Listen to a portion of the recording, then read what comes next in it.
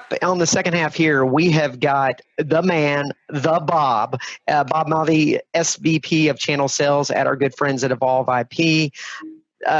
Guys, get this lady on your call. She will help you close some deals. Cathryn Valladares, Director of Enterprise Indirect Sales, longest title I think we have here today at Nextiva. And then Darrell Royal with the most interesting being titled the UCX Evangelist. So I'm hoping Darrell is not going to get on a bully pulpit and yell at us and tell me I'm going to UC hell. That would be bad. All right, no. Yeah, you promise? Are you sure? Are you sure? All right, cool. I will add the Greek origin for the word evangelist is share the good news. Well, there you go. There you go. All right, guys. The three of you on this panel are a little bit different than the other folks that were on here earlier, in the sense that you have built your companies on going kind of beyond UC and moving into something very, very different. Evolve IP, obviously everyone knows that you've got a real focus on Microsoft Teams. You've got to focus on desktop as a service, one-factor authentication, tons of fun stuff there. Nextiva, because you have to put Next on everything, we've got NextOS, which has a CRM built into it. And then, of course, TPX is our friend here that is going to speak to the fact that you are an all-in-one provider. You can do it all. You're doing the SD-WAN, you're doing the circuits, the managed services, and everything together here. So, Bob, I want to start with you here. As you look at the sales strategies that are out there, obviously you got a multi-product approach. How is that paying off for your partners in this weird year of 2020? Or do you find that they're just still focused on selling only the UCaaS? No, that's a great question, Chris. We're, COVID-19 has thrown everybody into, a situation where even the most risk-averse IT directors, on the planet are now put into hyper-digital mode, right? And they're trying to figure out, how do I allow my users to work from home securely and productively, right? So our portfolio basically stretches across both compute and UC services that are all cloud-based. We've been a cloud-based company since the beginning. What we're seeing is a high demand, not only from our existing customers wanting other services that allow their people to work remotely, but just those emergencies. I mean, we're trying to get as creative as we can during this environment, serve versus sell, and do those things that help people solve problems that, that they didn't prepare for, right? And trying to get there. So there was a blog a little while ago put out by Jared Spadaro from Microsoft, and he talked about all the things they're doing for their people to help them work from home: identity management, multi-factor authentication, productivity applications, meetings and collaboration, access to line of business applications that may sit on a server in the office. How do you make that available to people outside of a VPN? Can you virtualize it? Can you present it as a web, application? Out of those 9 items, we cover all 8 of them. So we've been able to help people with a lot of different entry points and help them to meet the needs of their users across the board by dealing with, during a crazy time, a single service provider that can deliver all those tools to work together, unified, in an integrated, scenario. Awesome. One interesting thing about Evolve IP is, obviously cloud strategy company. That's kind of how they started. They were known, and then UCaaS became part of that. Cathryn, with Nextiva, you were one of the originators of, we're a hosted VoIP company. We're only UC. We're not doing anything else. We're not just another stinking BroadSoft provider. Woo! We're out here. So you really did start as just hosted PBX, as it was known just a few short years ago. From your perspective, as you've added in these newer products, NextOS, Next CRM, and a host of other Next products, I'm sure, is that changing the game for you, or are they just focused on selling UC with you? Wow, that is a loaded question, Chris, but I'll just throw it out there that Nextiva is on fire right now. So our ability to have a native platform, which is kind of our differentiator from everyone that we compete with, meaning that everything is native. There is no integration. It's all in one single pane of glass on the same servers in the same application stack, if you will, is our biggest differentiator. But in our current climate, our push to CPaaS has really made a huge, significant impact on Nextiva, because while everyone so far on the panel has talked about work from home and the ability to move into that type of environment, we're really more focused on self-service and automation. And I think Bobby might have said this earlier, but we're looking at the next wave. And that next wave may not have accessibility to humans. So the ability to do virtual agents and virtual interactions in that CPaaS type environment using multimedia has, in my opinion, pushed Nextiva about 20 years into the future in less than 60 days. So I think Nextiva has done all the right things with our platform, with our strategy, and with our movement. COVID has just pushed us in a positive direction in a fast manner. But I think we have, the solution was put together appropriately prior to COVID, so we were set for success. Awesome. And interesting, because again, your point to that, you know, there's additional platforms. It's more than just UC for you guys. And again, props for working the word next 3 times into your answer there. So kudos, my friend. I get paid for that.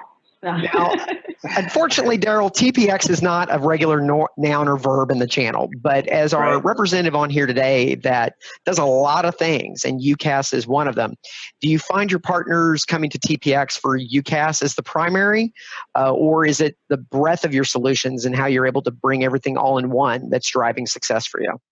It's really been the breadth, Chris. You know, having access to UCaaS, managed services, managed connectivity, POTS lines, you know, traditional SIP trunking, hybrid solutions that we can do, but more specifically during this pandemic time, you know, remote management, patch management of end users' laptops, Office 365 management has really enabled our partners to create and drive revenue in their existing customer base. So, you know, so that's been a very positive thing going on. It's also the same comprehensive solution that helps our partners put more hooks in the water so they can land more customers. Good stuff. Good stuff. One of the interesting things that I asked the previous panel was about UCaaS becoming a video first platform. That's just one of the things that's really impacting us today. But I remember, you know, just a few short years ago when we were first selling UCaaS, one of our big things was, hey guys, you can take your phone and you can move it to your home and plug it in and it'll work. As we got forced into work from home, a lot of customers didn't actually do that. They moved to the apps that you guys have, whether they be their mobile app or whether they are the app on their computer. So, Cathryn, I'll start with you as my next generation person. See what I did there? Are handsets dead, and do they even matter in the demos you guys are doing today? So I'm going to take this question from an engineering approach because I am an engineer at heart and certified, well-trained engineer, and nothing is ever going to be better than a hardwire connection to a device. So as much as I want to say the handset is dead, my engineering heart says that it shouldn't be. That is the most stable connection you can have on a hosted solution. So I wouldn't say that it's dead. I would, however, say that it has transformed. Some of our partners and vendors, such as Poly, have really advanced the handsets themselves. They're turning more into smart devices than handsets.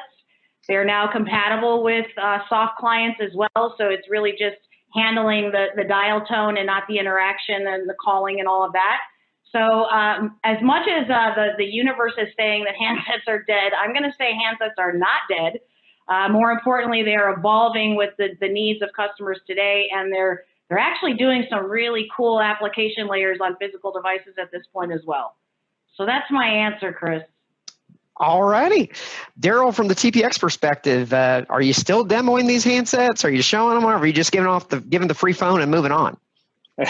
No, absolutely. We're demoing these phones. And several reasons. One, voice quality, as Cathryn was talking about, but there's a little thing on these new phones today, and it separates placed, received, and missed calls.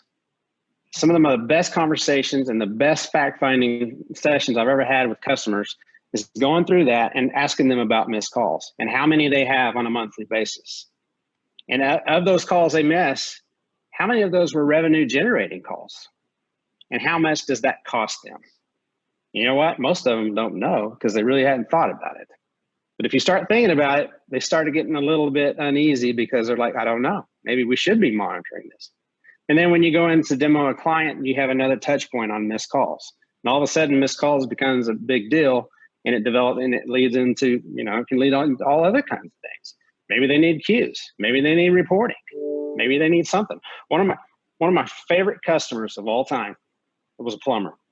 30 years in business, very well respected. He was going home one night and his wife called him to stop by the grocery store. He stopped in there. He was in the line at the register. There was a little lady turned around, saw his shirt.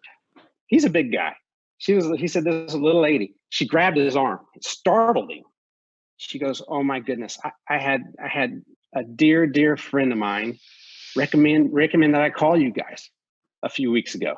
I called you and I could not get a hold of you. He goes, oh my goodness. He said, did you leave a message? She said, no.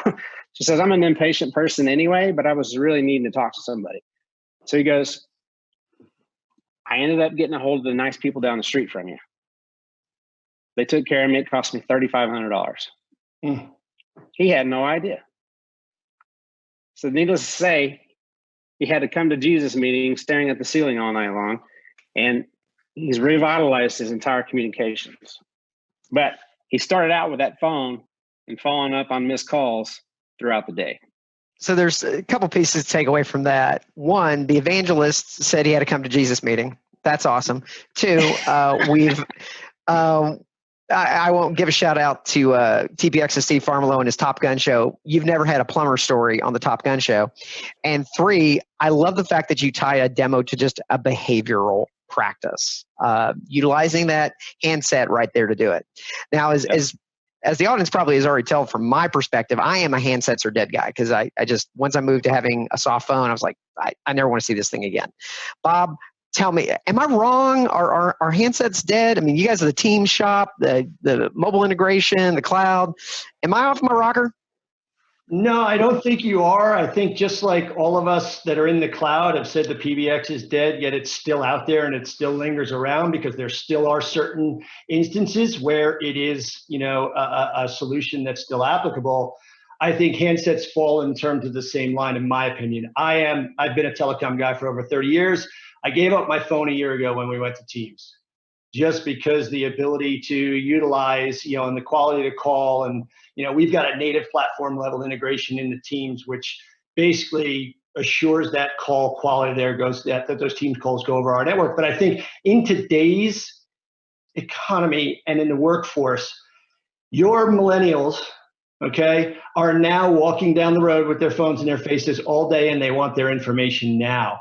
I really think that mobile is becoming the most important play out there, and your integration with mobile to allow people to operate from their phones and use the applications that they need on a daily basis from work are critical as we move forward.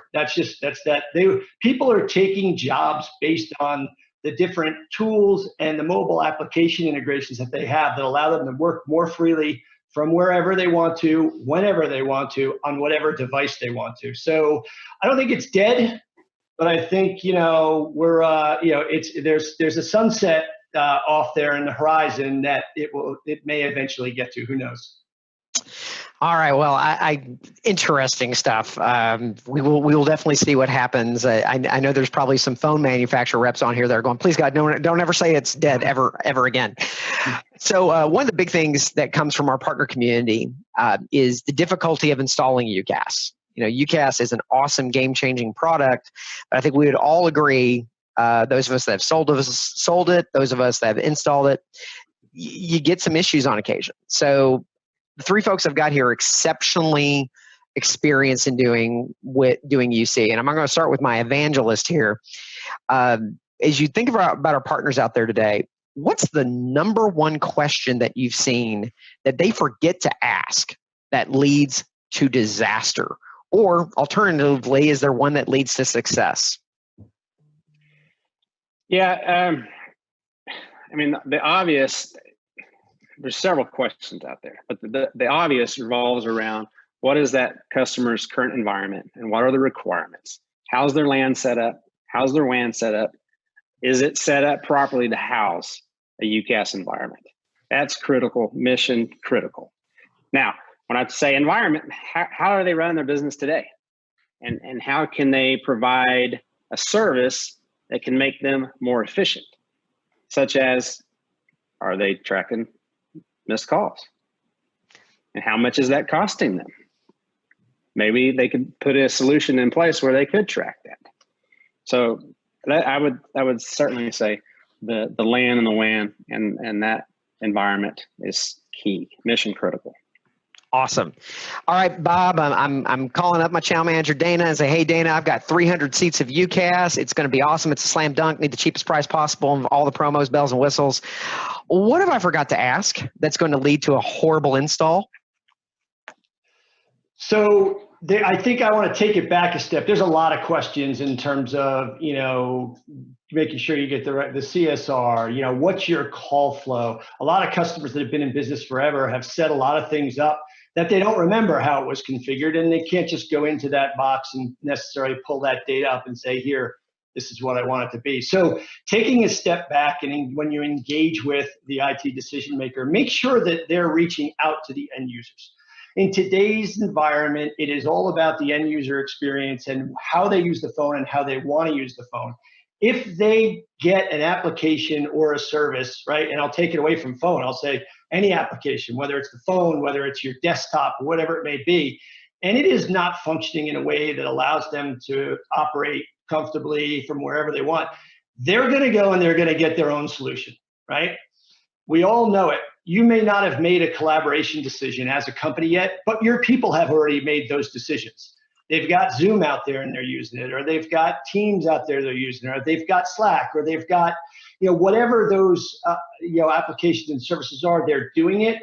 So if you don't, get with that IT person and do a deep dive into what is your user environment and what are they looking for, right? To make sure that when you do set this up and you set it up right, you're setting it up for success. Because if they don't get what they want, they disengage and you don't get the adoption you're looking for.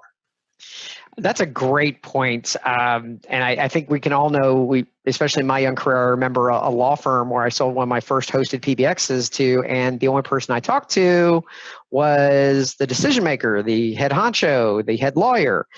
Didn't talk to the other people in the practice, didn't talk to the receptionist, and let's just say I've got an ulcer still named after that customer. Cathryn, as the engineer on the line here with us, I know you've seen some disasters in your time. What's the question to ask that's going to ensure some success and avoid a nightmare? I'm going to answer this twofold. So to directly answer your question, the one thing that drives me absolutely absurd is checking portability. There are so many times where we're going through a process and somebody didn't check the ability to port a DID, and we're cutting over and we don't have the DID. So do yourselves a favor, make sure every number that the customer has is portable into the carrier and that you know how that's going to go down, because there's nothing worse than having a single DID out of many not port, and that's a terrible experience. But I do want to take advantage of the question that you asked, simply because I think there's been such a dynamic change in our climate and our culture that I think partners need to start changing their conversation. And the reason why I say that is our traditional going in and getting all of your checklist requirements and feature requirements and what do you want it to do and let's replicate what you're doing today is no longer the case. I would actually encourage you to go in with open eyes and have real, true advisory dialogue about, hey, Mr. Customer, how are we going to change what you're doing today to improve your efficiencies and make a better solution for you versus replicating what you're doing today in the cloud. So I think the biggest mistake that partners make is that they're so comfortable asking the traditional questions: how many phones? What does your LAN look like? Do you have cable drops for your devices? Do you need the soft phone? And nobody's having the conversation about what is your automation strategy? What is your next step? How are you going to improve your efficiencies and make things easier for customer interaction and customer journey? So in generalities, I want to encourage every partner that's out there to really, really change your conversation, because the conversation has changed whether you're aware or not. If that makes sense. Love that answer on two areas. One, just had another flashback on the DID thing. Thank you for terrifying me, Bob first, and now Cathryn. Yay, awesome. But I also love the idea, and I hope the audience here, which is packed today, thank you all for your attendance, is getting the idea of, is changing the conversation. If you've been asking those same 5 questions the same way for the same 10 years, change it, because there are other things that you need to chat about, whether it's the SD-WAN strategy, the application strategy, the automation strategy, whatever it happens to be. We got to ask those things. All right, guys. Well, don't leave money on the table, Chris. That's the biggest mistake. Don't leave money on the table, guys. I don't leave money on the table. I got bills. All right, guys, take us home. Bob, we're going to start with you. What's the bread and butter customer for Evolve IP? Yeah, so bread and butter. We'll start out with, for the partners out there, this environment today is, coming out, and Bobby talked earlier about what are we going to do when we come out of this, right? The environment today and what we just went through for IT directors really should put them in a position where the budgets and the restrictions around resources that they had to digitize, right, their services will not be as big an issue anymore. So you will have prime selling ground when we come out of it, because that IT director knows that, I was surprised is only an excuse once, right? And so will the people above him. And so I think you will have fertile ground to sell in coming. For us, it's the breadth and depth of our services, right? When we sell a customer at Evolve IP, before that first contract expires, we add a minimum of 2.2 services and about 42 to 43% more revenue to that customer, which just the different make it sticky. I mean, the entry points, Office 365, identity management, multi-factor authentication, desktop as a service, infrastructure as a service, SD-WAN, contact center. I mean, we go far and wide. Our 3 core products are what get us in the door, and then there's other drag-alongs that come with it. Bread and butter, again, I'm going to go back to what Cathryn said. Don't leave money on the table. Don't go in just asking about UCaaS. Don't go and ask them, what projects are you working on today that you can't get to because you either don't have the resources, the money, or the time to do it? Because most of the people on this call can help them do it more efficiently, more effectively, okay, with greater satisfaction for their end users, who are their employees and their customers. Awesome as always, Bob. Thanks for being on the show today. Cathryn, this should be fun. Bread and butter for Nextiva. Such a loaded question. Why do you just keep stacking that shotgun for me there, Chris? All right, so bread and butter. 2 minutes. Bread and butter for Nextiva. Anybody who is looking to dip their toe into the cloud and or want to dive headfirst into the cloud, and any combination thereof. So one of our differentiators is the ability to a la carte a ton of services. You get the ability to create every user uniquely. We're not locking you into the Nextiva product. We're giving you the products that the customer needs based on their use case, and that's on a per user basis. So I would say that Nextiva is top of mind when it comes to that particular customer that's undecisive of what they need, when they need it, and how much of it they need. Nextiva is prepared to meet them today as well as 10 years from now, because as I said before, our technology has just taken flight and we are completely on fire. But for those customers that really don't have a decision and are looking to peel back the onion one strand at a time, Nextiva is going to be a great partner to partner with, because we're able to do that and do it very, very well. And coming soon, Next Onion, the next product from Nextiva. Hey, Darrell, finishing up with you, my good friend. Outside of folks that are just fans of your amazing team with Hillary Gatta and Stacey Conrad and the host of other CMs. Great people. What's the bread and butter customer for TPX? Bread and butter. Our bread and butter customer is, they're not dictated by size or location.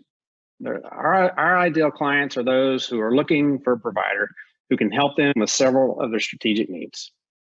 And somebody that they need this today, but they're going to need this next year. We can scale along with that growth. They're growing, they're evolving, they're changing. We go along with them. We help them enable them to thrive by utilizing the services that we're bringing them to the table, enabling them to scale as they need to go. That's our bread and butter. From security, from UCaaS to however they communicate and however they need to protect their land. That's us. That's our customer.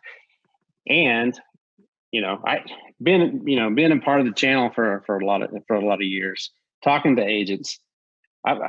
Several times I've heard agents complain about they've got this one customer, but they got 5 providers they have to deal with for one customer. TPX enables our partners to have one resource for the customer and be able to cover all their needs. Great stuff, and a good note to end on, guys. As always, thank you, all three of you, Cathryn, Bob, Darrell, for joining the call today and being part of the heavy hitters. You guys are definitely part of the ultimates in UCaaS, together with our friends at 8x8 Mitel and Vonage. Thank you so very, very much for being on the show today.